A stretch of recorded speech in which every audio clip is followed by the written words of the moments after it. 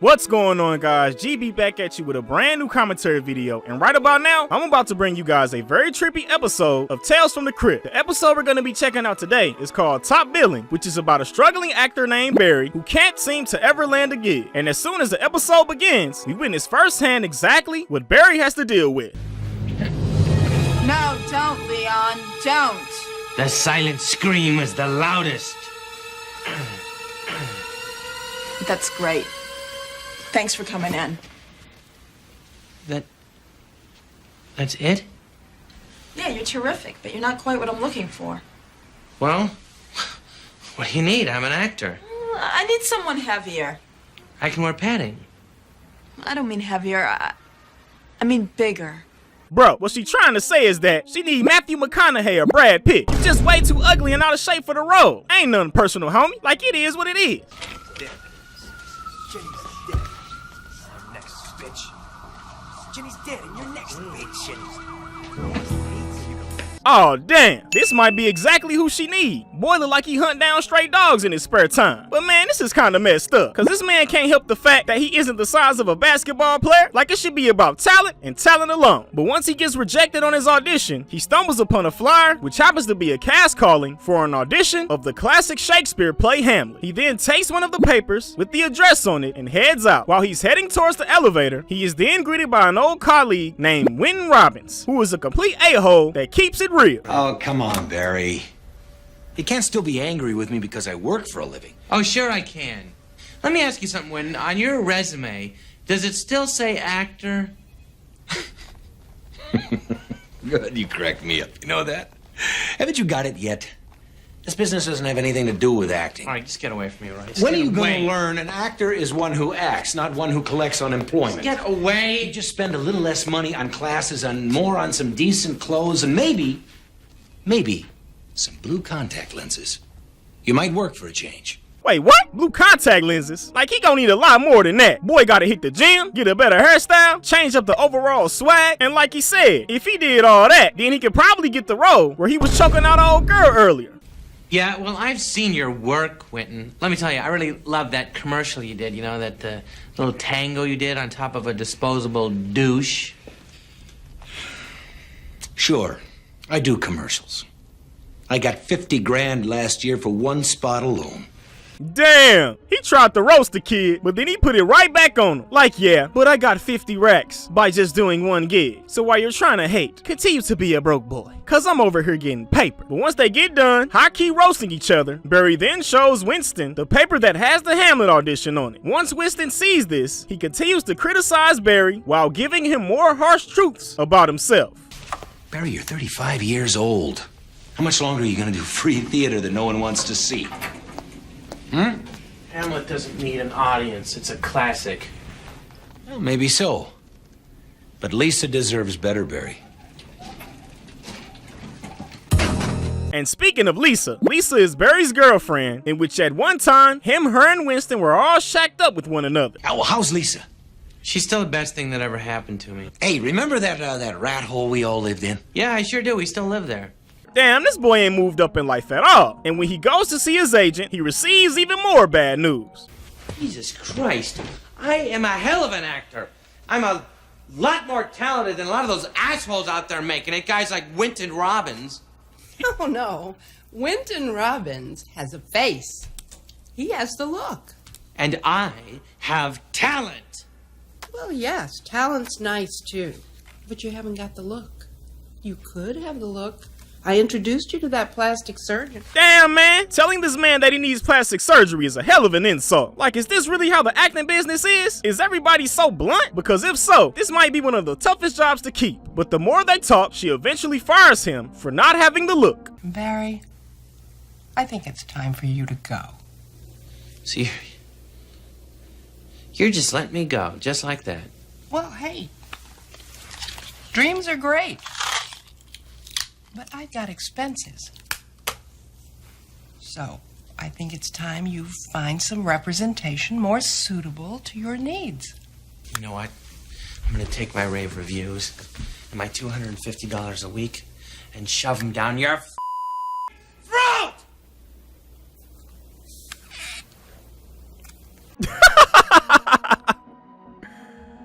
looking like, whatever you say, broke boy. I ain't losing no sleep. Paper coming in regardless. So you can get your ugly ass, non-acting ass, out of here, boy. But after he gets fired, he then heads home and is greeted by more terrible news. That's my stereo.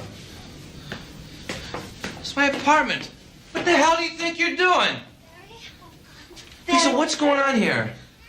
I'm just taking what's mine and, enough of your stuff to make up for what you owe me. What are you talking about?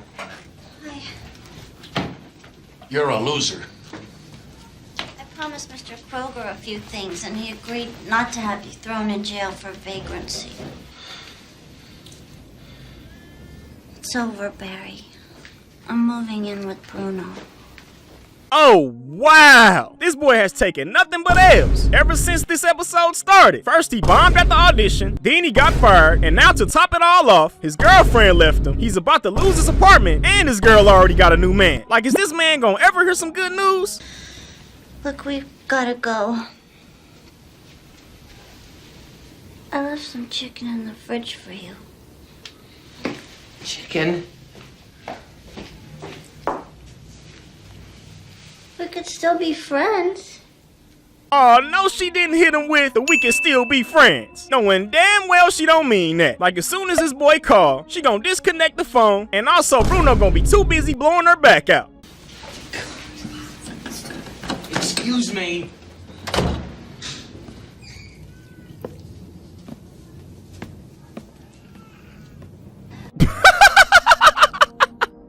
Damn, here go 2 more L's he just received. The landlord then ate the last piece of chicken, and he just officially got kicked out his crib. Like, is some good gonna ever happen to this man? But after everyone completely craps on him, he then heads to the location of the Hamlet audition. Once he arrives at the location, he is then greeted by someone who crapped on him earlier.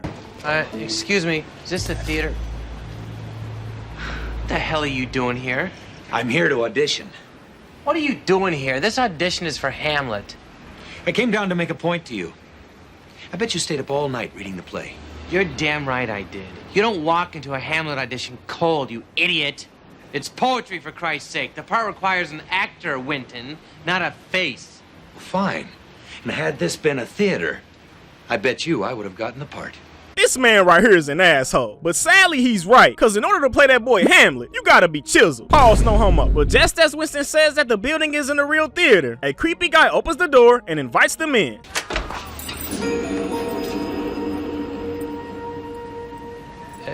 Is this Hamlet? No, it's Shangri-La. Don't you recognize it? Well, don't just stand around. Act us. Hey, tell me why this man look like he belong in the Revolution Band. Boy about to be out here setting fruity pics in no time.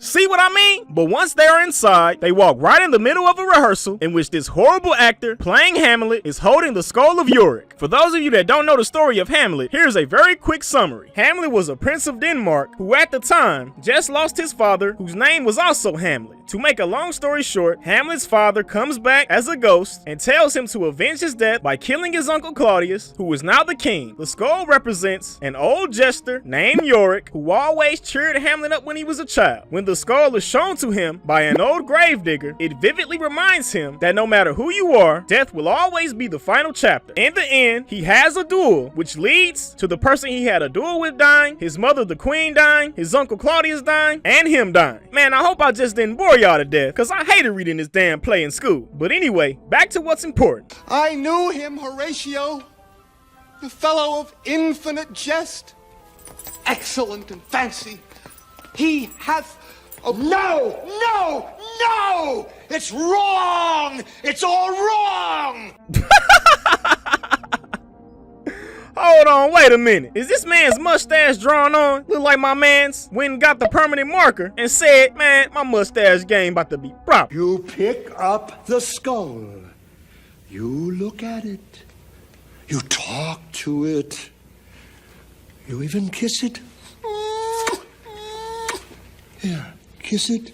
Oh no, man, I don't think Hamlet did all that. And look at how furious this man looks. Boy look like he about to go up there and pack off on all they ass. But as soon as Weird Mustache Man gets done yelling at these guys, he tells Barry and Winston to meet him in his office, which for some weird reason is a closet, and introduces himself as Nelson Hellawell. He then tells the guys what exactly he's looking for in an actor to pull off the likeliness of Hamlet. And as he's explaining what that is, something very shocking happens. I want to bring to the stage a Hamlet that will look and feel and be so real that the people will stumble from their seats, tumble from the theater, their minds reeling, and wrench their guts up on the curb. Yeah. It's all yours, Barry. Break a leg. Break both. You! Yes. High cheekbones, fair skin, slightly frosted hair. You must be Danish. Actually, I'm Polish. Perfect, I knew it. The part is yours. What? What? Damn! And just like that, Barry received his 20th L. Like, is this man gonna ever stop taking L's? Probably not. What'd I tell you, Barry? Huh? You don't know anything about this play. Oh, I know one thing. I've got the part.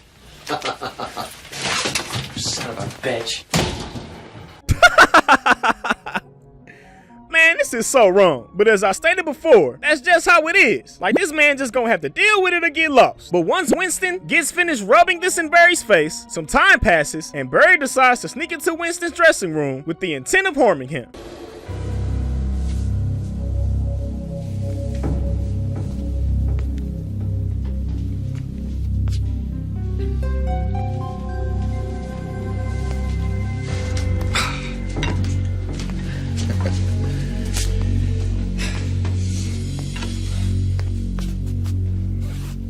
Man, this dude peripherals is all out of whack. Like, how do you not see this man? Like, look at this. Boy out here sleeping hard as hell. But apparently it doesn't matter, as Barry chickens out and doesn't go through with the murder. When Winston finally looks up and discovers him, he continues to ridicule Barry, which leads to something tragic. Came to congratulate me, did you? Well, I hope you learned something today, Barry. You're overdue, you know. I mean, this isn't about art. It's about commerce. It's about people standing in line and buying tickets. What the hell? Why? Are you out of your fucking mind? No, rat. Hamlet. I'm not Hamlet.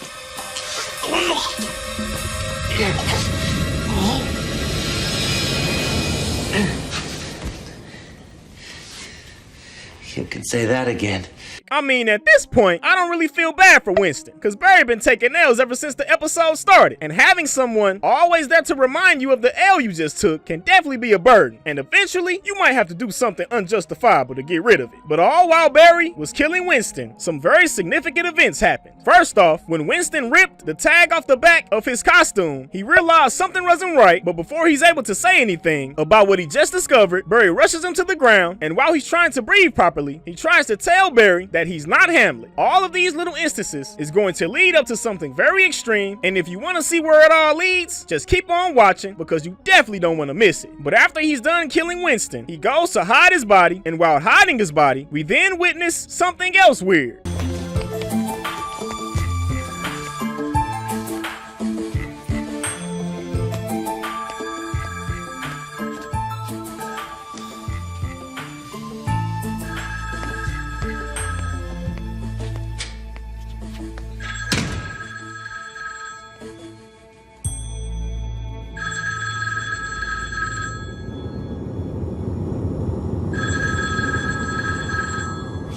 Okay, now you know that this is somebody in here murdered. Like, what the hell is going on around this place? You got a creepy man in a blouse opening the door, a crazy director talking about wanting audience members' guts splattered all over the place. Then you have Winston discovering something shocking in the midst of his death, and now we have a dead dude in the office. Like, the build up to this is insane. But after this, he then goes and tells the director that Winston will no longer play Hamlet. The reason he gives is that Winston left the set because of stage fright. This then leads to Barry finally receiving the role of Hamlet despite not having the look, as the director constantly states. I'd like to suggest myself for the part, sir.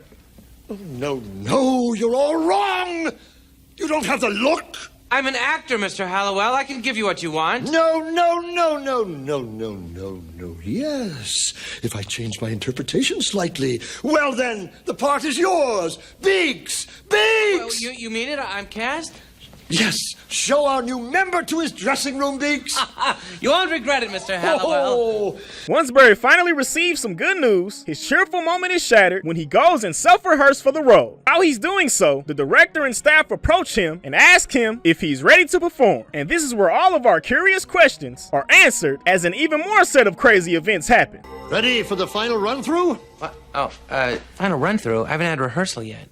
Oh, you won't need much rehearsing. Hamlet is a complicated role. I can't do it without rehearsal. Who said you were playing Hamlet? I'm playing Hamlet. Didn't you see me out there before holding up a plastic skull? Wait, I spy.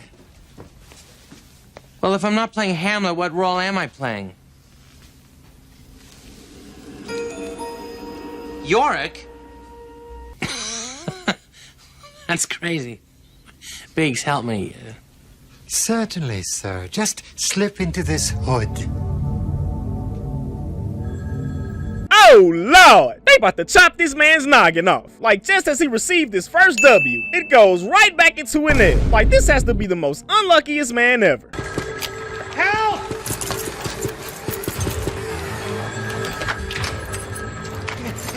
Help!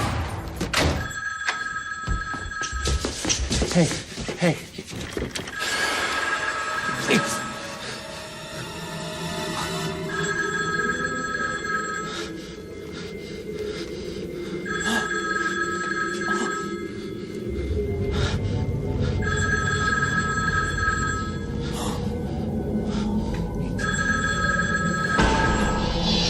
Oh my God! This man is inside of a crazy home, and they done went and murdered all the staff. Like, my goodness, is this one of the greatest reveals of all time or what? This entire time, these goofballs were fighting for a role of a dead man. And the thing that's even more messed up is that Barry was in the clear. Winston was the one that was supposed to get murked. Like, if I was Barry, I would be like, if Winston is who you want, I murked him already. His goof ass right over there, inside a bin. Like, that boy noggin's still fresh. But of course, this isn't what the crazies do, as they decide to decapitate Barry. I know how you feel. Hello, Dr. Morrison. I really wanted someone with high cheekbones. What are those voices? Dr. Morrison, are you all right? Your friend looked much more the part. What's going on? But don't worry. What is going on over there? It's showtime! After they do that, they continue on with the play, which leads to an even crazier conclusion. Let me see. Alas, poor Yorick. I knew him, Horatio. A friend of infinite jest, of most excellent fancy. I think I was wrong about the young man.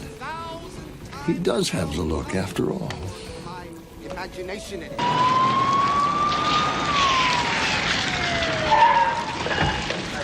Brady, this is Conklin. What's your status? I repeat, what is your status? We haven't heard any more screams, but that doesn't mean there aren't any hostages. I want you all to be extremely careful in there. We go in 30 seconds. We read you standing by and in position. Give me the big bar, big bar. Okay. One more. All right, let's go. Move.